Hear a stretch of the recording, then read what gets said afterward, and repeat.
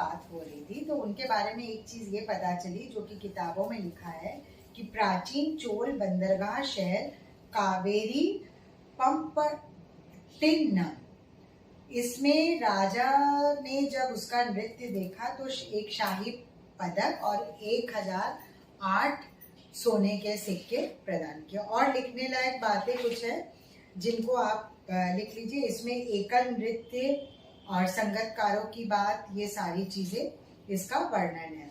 अब हम इसमें एक और पॉइंट पे आ जाते हैं। इसमें जैसे कुछ चीजें लिखी हुई हैं। शिलापदिकरण में गैर देवदासी नृत्य का भी वर्णन है। इसमें नाट्य, रंग, पिंडी, वरम, करना, मंडला आदि का उल्लेख है। इसमें जैसे कवल गणिका यानी महिला रक्षक, इसके अलावा जो सैन्य शिविर में नर्तक थे उनको बोला जाता था कलाती लादू म कुट्टी, कलाती लादू म कुट्टी। अब हम चले आते हैं दूसरे पॉइंट पे जिसमें अदल कुट्टी, जैसे पदम, जैसे श्रृंगार नृत्य शैली। पदम के बारे में यहाँ जिक्र करना इसलिए जरूरी है क्योंकि भरतनाट्यम नृत्य शैली में पदम एक ऐसा आइटम है जिसमें जो कि संपूर्ण रूप से अभिनय प्रधान होता है। इसमें शुद्ध नृत्य के लिए कोई जगह नहीं होता है। अलग अलग नृत्य घरानों में पदम को प्रस्तुत करने की जो टाइमिंग होती है वो बीच में होती है।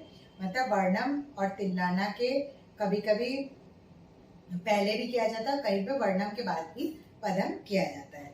तो वो घरानों पे डिपेंड करता है। लेकिन भरतनाट्यम नृत्य शैली में आजकल तोड़े मंगलम, गणेश पुष्पांजलि और अलारिपू तो है ही, इनके साथ ही साथ नृत्य कार्यक्रम की शुरुआत की जाती है। अब एक चीज और नोट कर लीजिए जो बहुत इंपॉर्टेंट है भरतनाट्यम नृत्य शैली के लिए। पहले जब तंजौर घराने में जो मैंने 4 भाइयों के बारे में बताया था, पहले निरूपण पद्धति से नृत्य होता था जो राज दरबारी नृत्य माना जाता था मराठा साम्राज्य में। तो वहां पे निरूपण पद्धति का मतलब क्या होता था कि एक ही गायन शैली में अलारिपू से लेके तिल्लाना तक को व्यवस्थित क्रम में प्रस्तुत करना। उसमें जैसे राग, ताल, स्वर सब मिलते जुलते होते थे और वो एक साथ शुरू होता था और फिर वो एक जगह जाके खत्म हो जाता था। अब हम यहाँ पे जो चले आते हैं, यहाँ पे कुछ कुछ और नोट कर लीजिए। यहाँ पे कुछ शब्दों का उल्लेख है जिसमें 2 प्रकार के नृत्य होते थे जिनको कि अहम और पूरम कहा जाता था।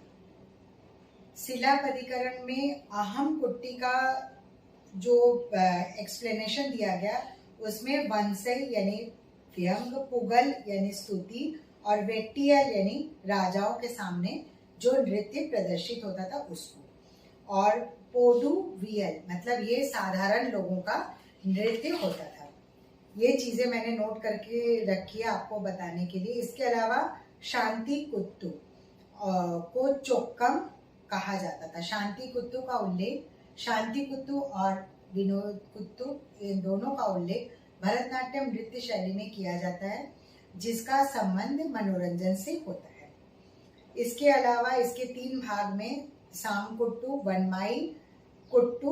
वनमाई कुट्टू का अर्थ होता है तांडव, जिसके बारे में मैंने बताया कि इस नृत्य शैली में भी आपको तांडव और लास्य देखने के लिए मिला। और इसमें मेन माई कुट्टू का अर्थ होता है लास्य और पूरा कुट्टू के तहत 3 मोड़ आते हैं जिसमें पेरू ना दाई और चर्य और भ्रमरी, ये सारा नोट करना बहुत जरूरी है।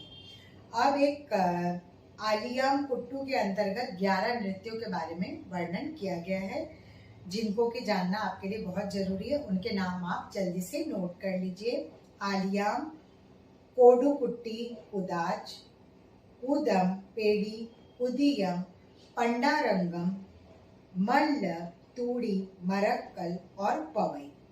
तो इस नृत्य में जैसे कि मैंने बताया था शिव का उल्लेख है, पार्वती का उल्लेख है, मुरुगन का उल्लेख है और माधवी के बारे में ये कहा जाता है कि माधवी ने 11 तरह के नृत्य किए हैं। ये जो लोग नेट का एग्जाम दे रहे हैं उनके लिए कुछ बारीक चीज़ों को जानना बहुत ज़रूरी है। जैसे कि मैंने बताया कि माधवी ने 11 तरह के नृत्य किए इसमें। अब माधवी के पुत्र का क्या नाम था? माधवी के पुत्र का नाम लिख लीजिए, मणिमेकलई। मणिमेकलई एक आगे चल के मणिमेकलई एक तमिल महाकाव्य का नायक है। इसके अलावा एक चीज और भी है कि आपको लग रहा होगा कि जब वो कोवालन माधवी के साथ था तो कन्नगी का क्या हुआ? कन्नगी ने उसे बार बार अपने पास वापस बुलाने के लिए आग्रह किया, जिसे कि कोवालन ने ठुकरा दिया। मॉरल ऑफ द स्टोरी की इसमें यह है कि एक समय पे उसे प्रेम हुआ, वो बहुत ज़्यादा अपनी पत्नी से दूर हो गया, लेकिन बाद में उसे पछतावा भी हुआ, तब वो वापस आया। तो ये क्या सारी चीज़ें क्या है? ये सारी चीज़ें जो समाज में आज भी होता है, मतलब समाज में जो कॉमन चीज़ें होती हैं, तो उस समय भी साहित्य में इन कॉमन चीज़ों को उठाया गया। जैसे फैमिली लाइफ है। फिर उसके बाद यहाँ पे माधवी के बारे में ये भी पता चला कि वो उसे प्रकृति से बहुत प्रेम था। वो वन में जाके वीणा बजाती है, उसे नृत्य संगीत से बहुत प्रेम था। इसके बाद एक शालिनी नाम की स्त्री का भी उल्लेख है जो इसमें नृत्य करती है।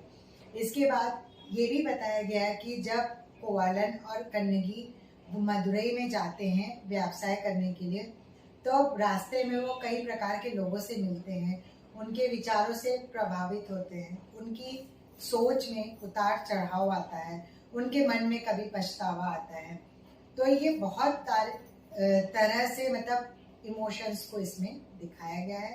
तो जब हम डांस ड्रामा थिएटर के स्टूडेंट हैं तो रस है, इमोशंस है, इनको हमें बारीकी से समझना होगा और इन शब्दों को पकड़ के चलना होगा कि हो सकता है कि शिलापदिकरम से या रामलीला, रासलीला, गरबा या फिर अंकीय नाट से कोई अनसीन पैसेज आ जाए, या फिर मालविकाग्नि मित्रम से कोई पैसेज आ जाए अनसीन, उसमें ये क्वेश्चंस हो सकते हैं। जैसे इस समय रथ यात्रा पूरे भारतवर्ष में मनाया जा रहा है, जगन्नाथ पुरी से संबंधित है, तो हो सकता है कि अनसीन पैसेज रथ यात्रा से हो जाए।